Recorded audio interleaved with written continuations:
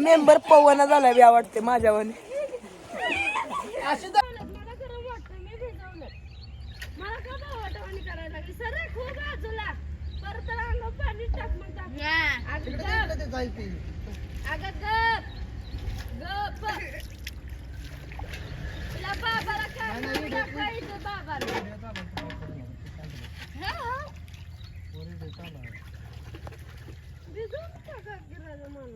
मी आंघोळ नाही केली म्हणून मी पावली. आंघोळ नाही केली. हो नाही आंघोळ केली म्हणून.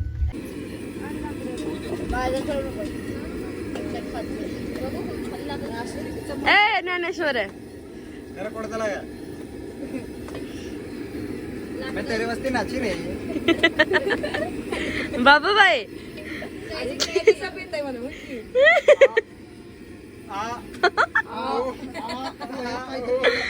पावला काका आज बिर्याणीचा बेत आहे. बिर्याणी रस्सा आणि चपाती. आणि आमच्या मॅडमचा आवाज बसलाय. तेरे वास्ते ने ये आमच्या मॅडम ने मैं तेरे वास्ते नाची रे. आज मैं बिर्याणी खा के आ करून दे.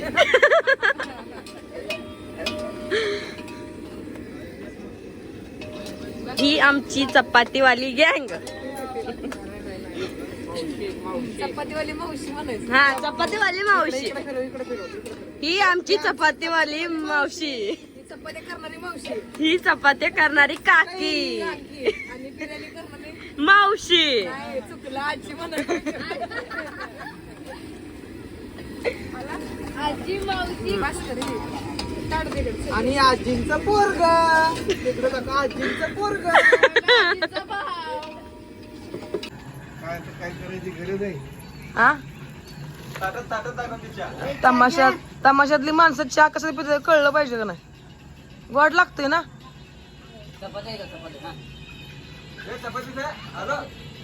चपाती देऊ का. पचाती भात खाता का त्याच्यात.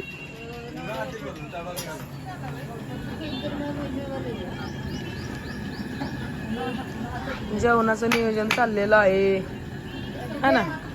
बोला झालं ते ठेवा तवा. मग आता मग थांबा म्हणते की 5 मिनिटं. मामा बोलतील काय ना. तमाशाबद्दल कसं काय. पहिला का तमाशा राहिलाय का. काय बोलणार काय आपण. हा काय बोलणार आता. म्हणजे तुमच्या जवानीमध्ये तमाशा होता तसं आता राहिल्यात का म्हणते. काय आता नाही नाही ना. नाही त्यावेळेचं वेगळंच वातावरणच वेगळं होतं. माणसं वग बघायला यायची माणसं, पहिला तमाशा हा, म्हणल्यावर. तमाशा म्हणल्या. आता काय नाही नुसता शो झाला की गेली उठूनच जाते ते. काय थांबत नाही.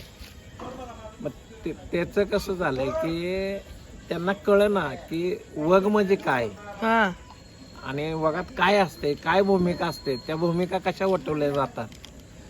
आणि तमासगीर म्हणजे नुसतं काय तो तमासगीर नाही, तो जातीवंत असतोय आणि त्याला कसं समाजाला प्रवर्तन काहीतरी करत असतोय तो.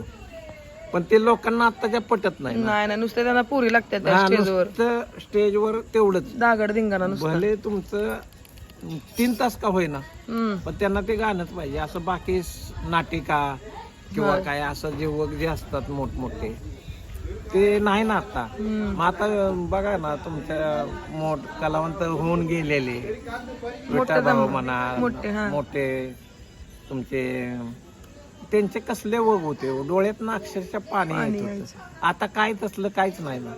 तर तुमचाही दोष नाही तो. पुढच्या व्यक्तीला काय पाहिजे हेच तुम्ही देऊ शकता ना आणि देत असताय. त्याच्यामुळे काही प्रॉब्लेम नाही. नागपूरकर लोकनाट्य तमाशा मंडळाचे सिंगर पहिल्यांदा आपल्या ग्रुपमध्ये जॉईन झालेत ते. तर त्यांना अनुभव कसा आलाय दुसऱ्या तमाशामध्ये आणि ह्या तमाशामध्ये. काय फरक काय वाटतंय तुम्हाला. फरक काय आपुलकीची माणसं आहे ते, दुसरं काय वाटते नाही. चांगलं वाटतंय. धन्यवाद. आज 29 तारीख मराठवाडी इथं कार्यक्रम आहे आमचा. इथं काय सोय नव्हती स्टेज वगैरे, तर त्यांनी स्टेज वगैरे केलं. इथं कार्यक्रम होणार संध्याकाळचा. पूर्ण एरिया सगळा डोंगर भाग आहे सगळा. हॅलो.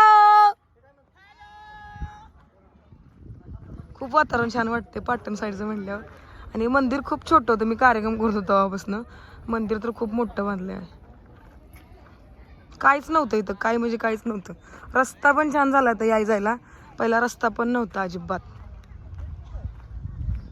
कसला एरिया सुपर दिसतोय ना.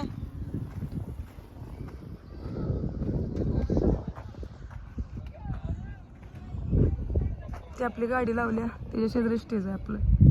हाय, हे काय तुमच्या माग काय स्टेज आहे. एकच नंबर.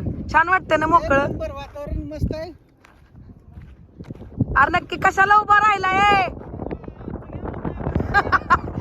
मला आता काय माहिती फोटो बिटो काढत असशील.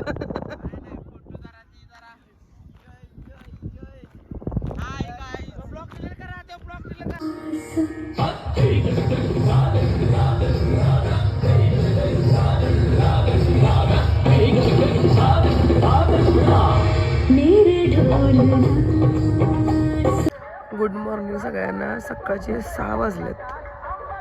मी अशीच इथून जरा बाहेर आलते वॉशरूमसाठी. ते काकू बघा, त्याचं 9 वाजता बहुतेक.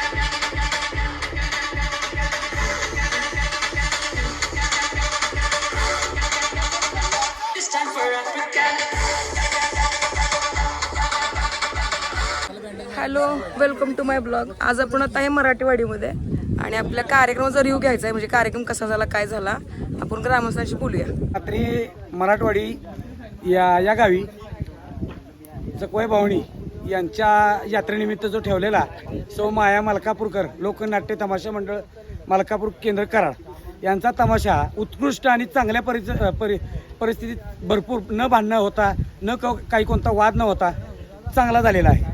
धन्यवाद. एक नंबर कार्यक्रम झाला.